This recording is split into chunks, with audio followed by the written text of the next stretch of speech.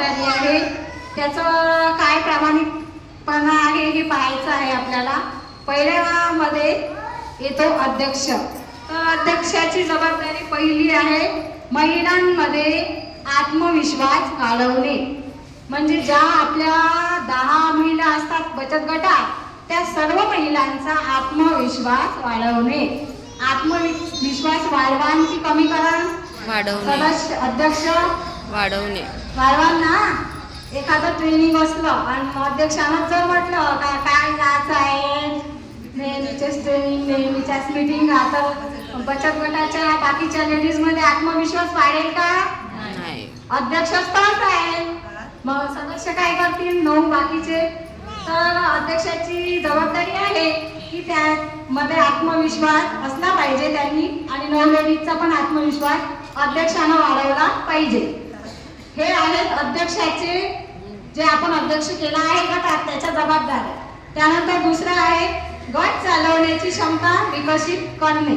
म्हणजे आपण जो बचत गट तयार करतो, जो आपण गट केला आहे, ज्या गटाचे आपण अध्यक्ष झालो आहोत, तो बचत गट समोर चालवणे।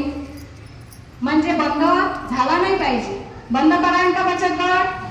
काही भांडण झालं तर डायरेक्ट बंद करून द्याल का?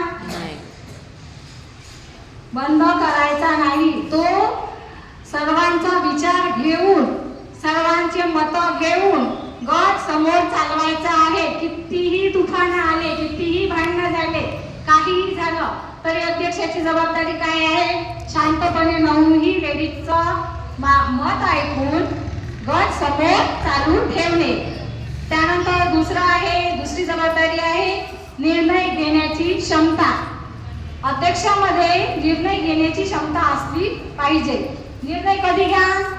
एखाद्या वेळी साधा एखादी लेडीज समजा आपल्या बचत गटात नेहमी मीटिंगला येत नाही किंवा कार्यक्रमात येत नाही किंवा कुठेही सहभाग आपल्याला करत नाही, तिचं काही ना काही कारण असते, त्यावेळेस अध्यक्षानं लगेच निर्णय घ्यायचा की या लेडीजला गटातून काढून टाकायचं आहे, हिला गटाची गरज नाही आहे।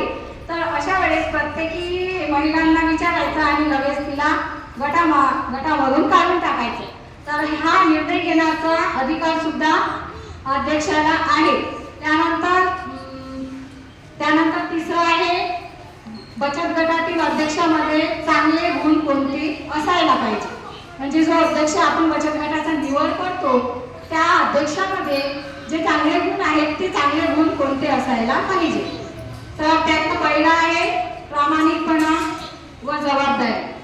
म्हणजे जे अध्यक्षाचे काम आहे ते त्याने प्रामाणिकपणे केले पाहिजे, जबाबदारीने केले पाहिजे। सर्वांना सोबत घेऊन चालण्याची त्याच्यामध्ये वृत्ती असली पाहिजे। त्यानंतर योग्य निर्णय घेण्याची क्षमता असली पाहिजे। त्यानंतर वेळेचं नियोजन।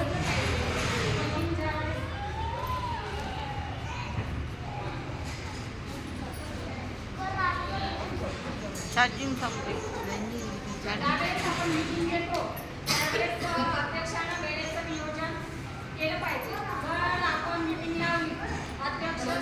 कोषाध्यक्ष आहे आणि जे बाकीचे उरलेले सदस्य येतील मीटिंग आहे 4 वाजताची, तर हे नियोजन आहे का आपल्या गटाचं?